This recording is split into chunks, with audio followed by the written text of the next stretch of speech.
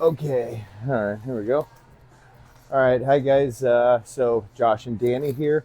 We told you we'd do a Q&A with you guys leading into Thanksgiving, and we got some good questions from you guys. So we're just going to kind of go through them and let you know kind of like our mindsets behind this, coming from a person who's been training for a little while and an individual who's a little bit newer to training, but has been a client as well. So she's been able to see both sides of it. Okay. So first question: what dishes do you guys make? Um, so obviously turkey. Every year it kind of varies. So sometimes we do a fried turkey. Sometimes we bake it. Sometimes we smoke it. I've done bacon wrapped with it. Um, I've done, let's see, there's a potato casserole that we've done. Obviously the green bean casserole. And then ribs. That's been a new thing that we're adding in to our Thanksgiving is barbecue and ribs. So I'll do that. Have a nice little dry rub, season it, and then before I do the dry seasoning, I let it sit in a brine. I'll actually be prepping that up tomorrow morning, and then barbecue it on Thanksgiving morning. So, yeah. What about you? Any special dishes you do? Okay, no, actually, Thanksgiving is like one of the most I Thanksgiving is a holiday that I don't really do anything. My sister takes over, Oh, so I just have to bring one side dish, and that's it. But we also do a very traditional American Thanksgiving. Like we do like the turkey, mashed potatoes, mac and cheese, like everything super traditional. As far as like how everything is cooked, I don't know. I just show up. yeah, yeah. Yeah. I like it better when you just have to show up. I don't like always having to like prepare it. This Yeah. year we're hosting it. Oh, So okay. like that's something new. That's like a whole other layer hosting. Yeah, like you're constantly having to like make sure everything like looks good. But like the way I host, it's like, look, food's here, show up at this time, and if you want to bring other stuff, cool. If you don't, I don't really care either. Mhm. Um, but it's like more of like let's just chill. Like there doesn't need to be a set time to eat. We don't all need to eat together. Grab a plate when you're ready, and then football's going all day. So that's kind of like what I see Oh, it. so you guys just have it like, if the food's done, you guys eat Yeah, type of yeah. thing. Once it's ready, like people just start going after it. Oh, But okay. then it's like, oh, we're going to eat at this time. It's like sometimes food, you know how it is. Okay, Sometimes okay. food's not Yeah, always yeah, yeah. ready at that exact time. So it's like, hey, whatever's ready. If you want to go grab a plate and just eat some turkey for right now because that's ready to rock, go right ahead. Okay, that makes sense. Yeah, yeah. But okay, next one. So because we're talking about Thanksgiving, a lot of people had questions about like the upcoming holidays, like as in general. So one of the questions is, what can we do to prepare for Thanksgiving? I'm assuming this question has to do as like preparation as far as like if you're kind of on a health journey, and then how do you kind of prepare going from a health journey into like a holiday, and what does that look like? Yeah. I talked about this a little bit before about I'll talk specifically about the day of. My biggest thing I could probably give advice about would be to start your day like how you would start your day any other day. A lot of the times for holidays, the big component of the holiday is typically dinner. So if you stick to your Yeah. normal meal plan throughout the day and then you enjoy your typical Thanksgiving dinner, whatever it is, I wouldn't even suggest like counting it or like weighing anything out. Just enjoy it, and then Friday coming into the next day, you just go back to your normal meal plan. So that's a good way to do it. If you're kind of like just starting out, where like this whole journey is like new for you. If you've been doing this for a while, like you've been committed to like working out for a while, your diet and all that stuff for like a year, over a year, I would even push that. Or even if you're getting ready to like start a prep, if you're an athlete, compete in bodybuilding, I would take that a step further. So what I've done with like my athletes is like I've actually dropped their carbs 2 to 3 days leading into Thanksgiving, and I've also bumped up their cardio a little bit more. So then their expenditure of calories a little bit higher. So then essentially I'm putting them in a deficit leading into this, regardless if they're in a off season or not. And the reason I do that is just because it's very easy, especially Thanksgiving with the pies and all the sides and stuff, to go over Overboard, yeah. excessive. one plate can easily be over 2,000 calories pretty quickly, especially with the Thanksgiving plates that they're making nowadays. They're massive. So I would even take it, I would take a little bit further. Now, when it comes to like the actual meal itself, I've told my guys and my athletes and my clients, like, don't worry about it. Like, enjoy the day. But I also like keep it in retrospect of like, keep it in like, rational. So like just do a plate. You don't need to eat until you're stuffed or anything like that. Let's just eat until we're on okay, we feel comfortable, we're able to converse, oh, I'll have a little piece of pie, I'll have a little dessert, cool. But and don't feel like you're being left out. But we also need to get to work, back to work the next day. So then the next day, usually I would say, like for Dani, for instance, next day, doing legs. Do a big muscle group to try to expend a lot of those calories or put them to work. I would do more. I would try to go after strength and try to lifting heavier the next day because you're going to have a lot of energy for it. I wouldn't just kill yourself with cardio. Put that food to work, like build some more muscle during that time. I also wouldn't increase cardio the next day. The food is in there, cool. Now let's just utilize it, okay?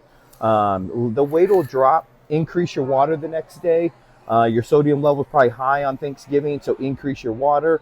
Even leading into Thanksgiving would be a good idea to do that. Back end of it, hydrate as well. And then make sure the day of, we're getting our veggies in, okay? Don't skip out on that. Don't just go protein carb.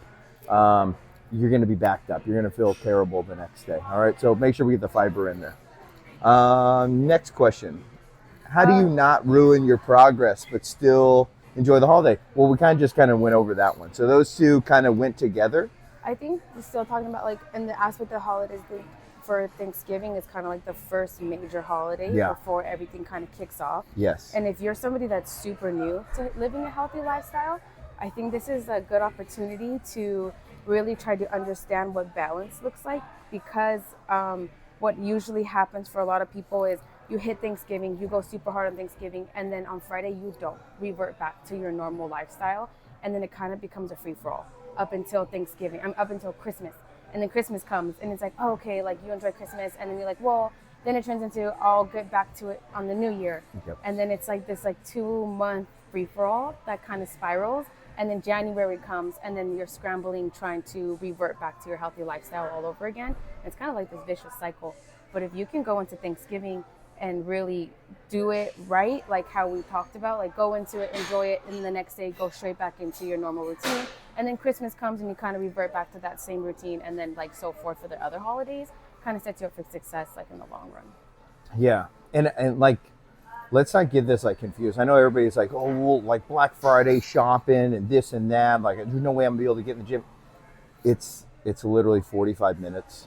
The gyms are going to be pretty empty on Friday for the most part. Everybody's going to be hung over. Take advantage of it.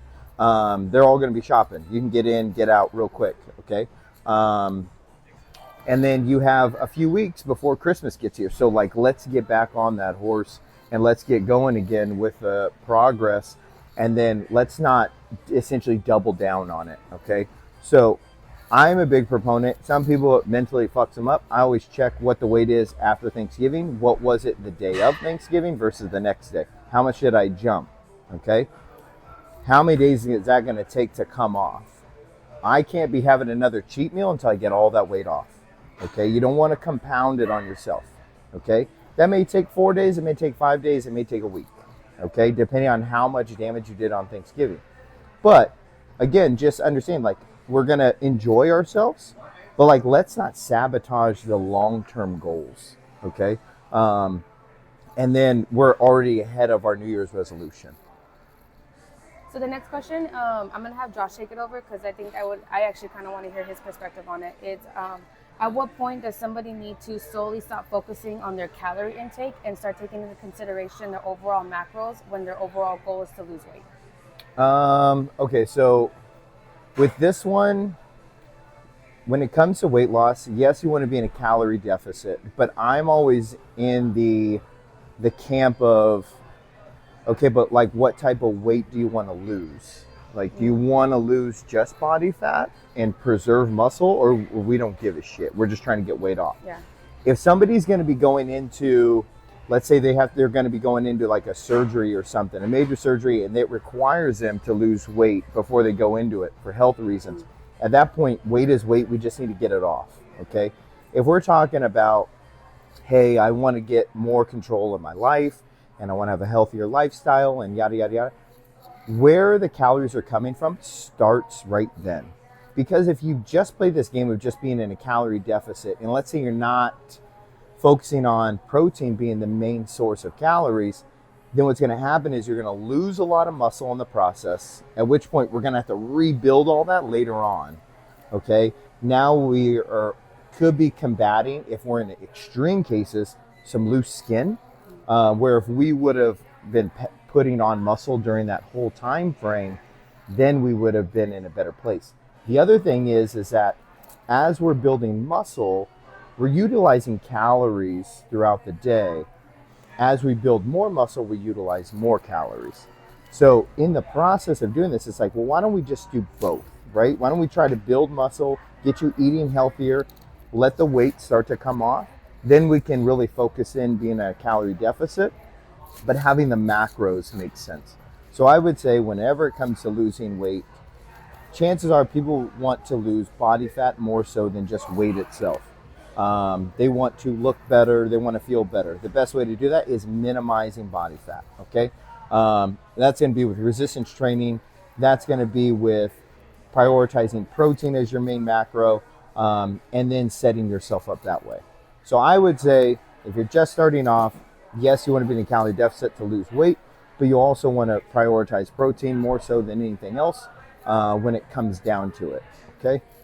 When it comes to tracking something like that, like obviously the weight loss is going to be a little bit slower than if somebody were to be in a strict calorie deficit, or would you say it would be a slower process than somebody just doing their calories in a deficit?